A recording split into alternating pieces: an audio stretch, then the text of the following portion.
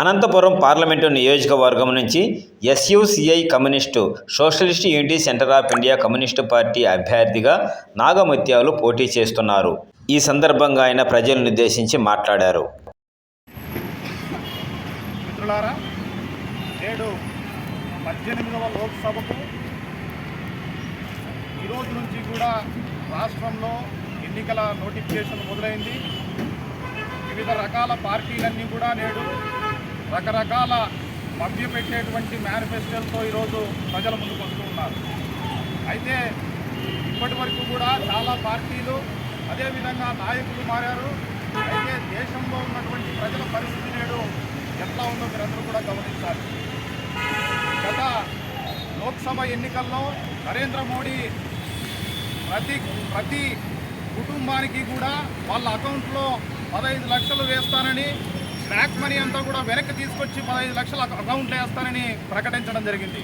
ఈరోజు 15 లక్షల రూపాయలు ఎవరి అకౌంట్లో పన్నాయని ఈరోజు కేవలం ఈరోజు నల్లధనాన్నంతా కూడా ఈరోజు వాళ్ళ కింద పనిచేసేటువంటి వాళ్ళకి సర్వీస్ చేస్తున్నటువంటి అదానీ అంబానీలకు ఈరోజు వాళ్ళు సర్వీస్ చేస్తున్నారు తప్ప ఈరోజు నిజంగా ప్రజల కోసం ఈరోజు ఏమాత్రం చేయడం లేదు. ఇంకొక హామీ ప్రతి సంవత్సరం కూడా 2 కోట్ల ఉద్యోగాలు ఇచ్చి నేను నిరుద్యోగాన్ని రూపుమాపుతానని ప్రకటించడం జరిగింది. ఈరోజు ప్రభుత్వ శాఖల్లో ఎన్ని లక్షల ఉద్యోగ ఖాళీలు ఉన్నాయని ఈరోజు ఏమాత్రం కూడా ఈ ఉద్యోగాల భర్తీ కోసం ఈరోజు కృషి చేయకుండా ఈరోజు దాని మానాన దాన్ని వదిలేయడం జరిగింది. ఇంకొక వైపు ఈరోజు మేము వస్తే స్వామినాథన్ కమిషన్ సిఫార్సులన్నింటినీ కూడా అమలు చేసి రైతుల్ని మేము రెట్టింపు ఆదాయం వచ్చే విధంగా రైతులకు చేస్తామని ప్రకటించడం జరిగింది. అయితే మీ అందరికీ తెలుసు, దేశవ్యాప్తంగా కూడా ఈరోజు రైతుల పరిస్థితి ఏంటో. ఢిల్లీలో రైతులు కనీస మద్దతు ధర చట్టం చేయాలని, విద్యుత్ సవరణ బిల్లును వెనక్కి తీసుకోవాలని పెద్ద ఎత్తున పోరాడినప్పటికీ కూడా ఈరోజు కనీస మద్దతు ధర చట్టం చేసేటువంటి హామీ ఏదైతే ఇచ్చారో అది ఏమాత్రం ఈరోజు అమలుకు నోచుకోవడం లేదు. కాబట్టి మేమేం చెప్తున్నామంటే ఈరోజు ఎన్నికల ద్వారా ప్రభుత్వాలని నాయకుడిని మార్చినంత మాత్రాన ప్రజా సమస్యలు పరిష్కారం కావు.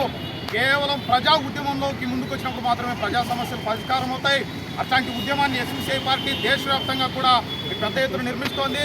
ఈ ఎన్నికలు కూడా ఉద్యమంగా భావించి ఈ ఎన్నికల్లో కూడా మేము కంటెస్ట్ చేస్తున్నాం. కాబట్టి ప్రజలందరూ కూడా ఈ విషయాన్ని ఆలోచించాలా.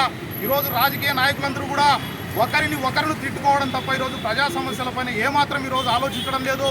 ఎట్లా అధికారాన్ని హస్తగతం చేసుకోవాలా, మిగతా వాళ్ళని ఎట్లా ఇరకాటంలో పెట్టాలనేది తప్ప ఈరోజు ప్రజా సమస్యలపైన ఏమాత్రం దృష్టి పెట్టలేదు. కాబట్టి ఈరోజు ఎవరైతే ప్రజా సమస్యలపైన గలం ఎత్తుతున్నారో వారికి మీరు మద్దతు ఇవ్వాలని మేము కోరుతూ ఉన్నాం. ఎస్యూసీఐ పార్టీ అనంతపురం జిల్లాలో మేము ఇక్కడ లోక్సభకు అదేవిధంగా అనంతపురం అర్బన్ శాసనసభకు మేము కంటెస్ట్ చేస్తున్నాం. కాబట్టి ప్రజలందరూ కూడా ప్రజల పక్షా నుండి పోరాడే